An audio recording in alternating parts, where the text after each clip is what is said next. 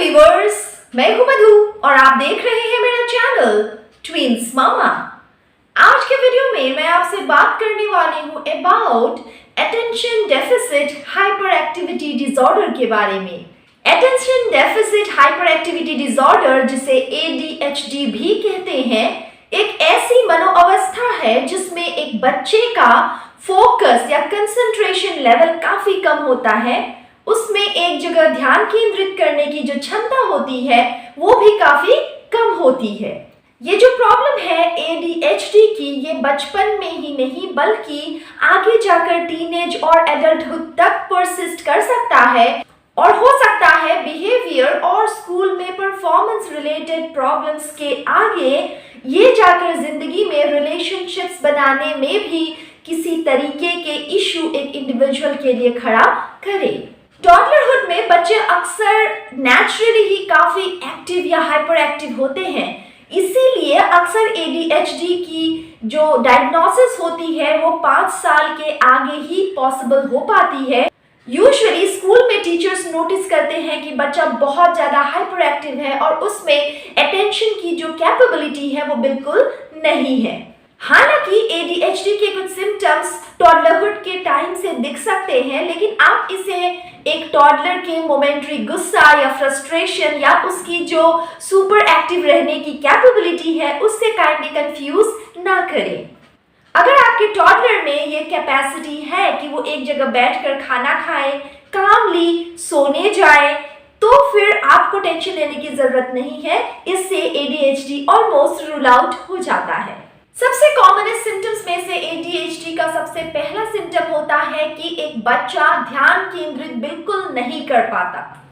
For example, अगर आप अपने बच्चे को कहें कि वो टॉयज ऑर्गेनाइज करे या कुछ ऐसे पेशेंस रिलेटेड काम करे तो वो नहीं कर पाएगा। अगर बच्चा स्कूल गोइंग है तो क्लासरूम में उसे अटेंशन में काफी असुविधाएं आएंगी और उसकी ये हाइपर एक्टिविटी उसके टीचर्स अक्सर नोटिस करके आप तक ये बात पहुंचाएंगे।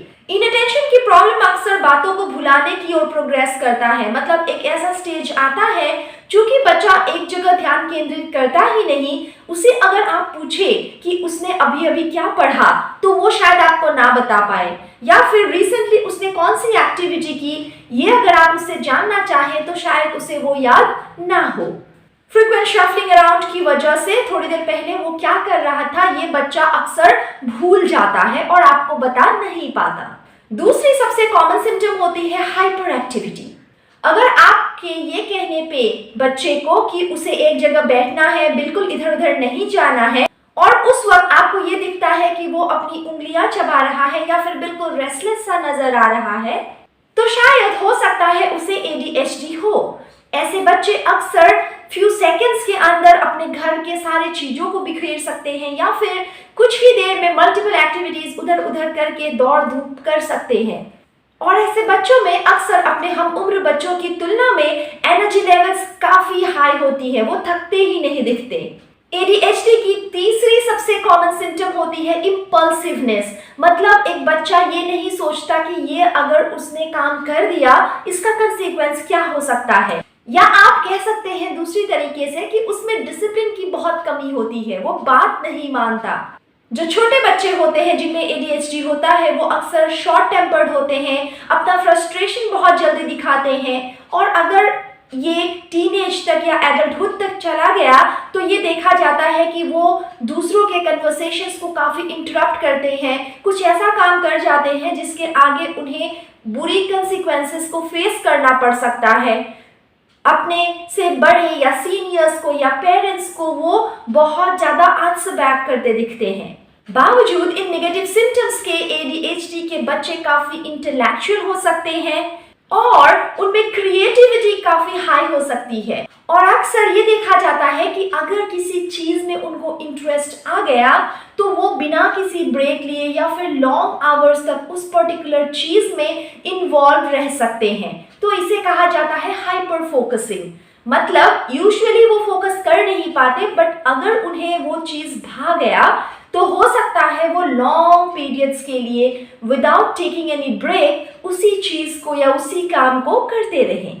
ऐसे बच्चे खेलते हुए अपने पीयर ग्रुप के साथ या फ्रेंड्स के साथ काफी एग्रेशन दिखाते हैं। ऑन द कॉन्ट्रेरी, अगर उन्हें स्ट्रेंजर्स से बात करना पड़े तो वो काफी फ्रेंडली होते हैं। कभी कभार ये काफी नुकसानदेह हो सकता है। इन बच्चों में, चाहे ये छोटे बच्चे हो या टीनेजर्स हो, जो सेफ्टी की कंसर्न्स है वो बिल्कुल नहीं होते। उन्हें ये अंडरस्टैंडिंग ही नहीं होती कि कितने लेवल तक आप एक काम को करते हुए सेफ है और इसके आगे कब वो सेफ्टी का बैरियर खत्म हो जाता है। आप कह सकते हैं इनमें डर नामक चीज नहीं होती और ये फियरलेसनेस उनके लिए काफी कॉस्टली साबित हो सकता है। आई होप आपको ये समझ आ रहा होगा कि ये जो ADHD के सिम्टम्स है ये ऑलमोस्ट आपके टॉडलर्स के जो नॉर्मल बिहेवियर है उसी की तरह है। इसीलिए मैं आपको कह रही थी शुरुआत में ही कि ADHD का डायग्नोसिस अक्सर 5 साल की उम्र के बाद होता है, जबकि टॉडलरहुड में किए गए वो हाइपर एक्टिव बिहेवियर से एक बच्चा नॉर्मल डिसिप्लिन बिहेवियर की ओर प्रोग्रेस करता है और वो बच्चे जिनको ADHD है उनमें ये डिसिप्लिन या फोकस की कमी नजर आती है। तो अगर एक बच्चा 5 साल से ज्यादा उम्र का है और उसमें अभी भी डिसिप्लिन या फोकसिंग कैपेबिलिटी नहीं आई है, हो सकता है उसे ADHD हो। और एक मेजर डिफरेंस है ADHD होने में और ना होने में वो ये कि नॉर्मली कुछ बच्चे होते हैं जो सुपर एक्टिव होते हैं, लेकिन there will be a point जब वो थक जाएंगे और वो आराम करेंगे।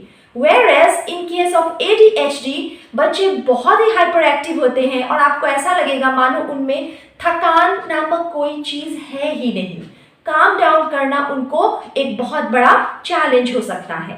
तो अगर आप ऐसे किसी बच्चे के पेरेंट हैं, आपको जरूर उनके लिए ट्रीटमेंट ऑप्शंस के बारे में सोचना चाहिए, डॉक्टर से मुलाकात करनी चाहिए और इस पर्टिकुलर प्रॉब्लम की डायग्नोसिस करनी चाहिए।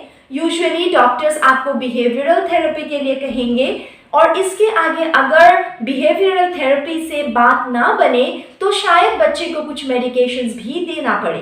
अर्ली ट्रीटमेंट की बहुत ज़्यादा इंपॉर्टेंस होती है attention deficit hyper activity disorder में, क्योंकि इसके साथ अक्सर बच्चे के स्पीच रिलेटेड प्रॉब्लम का एसोसिएशन देखा गया है, जो कि आगे जाकर उनको एकेडमिक प्रोग्रेस में एक बाधा पहुंचाती नजर आती है। इस वीडियो को बनाने का मकसद यही है कि अगर आपको लगता है आपके बच्चे को ADHD है, तुरंत ही अपने डॉक्टर से ट्रीटमेंट के लिए पूछें और एज पेरेंट्स आप अपने बच्चे के पॉजिटिव बिहेवियर को एनकरेज करें और उनके नेगेटिव बिहेवियर को इग्नोर करना सीखें। इस तरीके से आप भी थोड़ा सा हेल्प पहुंचा सकते हैं बिहेवियरल थेरेपी की तरफ। इसके आगे थेरेपिस्ट आपको भी बताएंगे कैसे आपको एक्टिवली इन्वॉल्वमेंट लेना होगा अपने बच्चे के बेहतरी के लिए। ऐसे ही पेरेंटिंग और प्रेगनेंसी रिलेटेड इंफॉर्मेशन के लिए मेरे चैनल को काइंडली सब्सक्राइब कर लें और लाइक शेयर एंड कमेंट जरूर करें।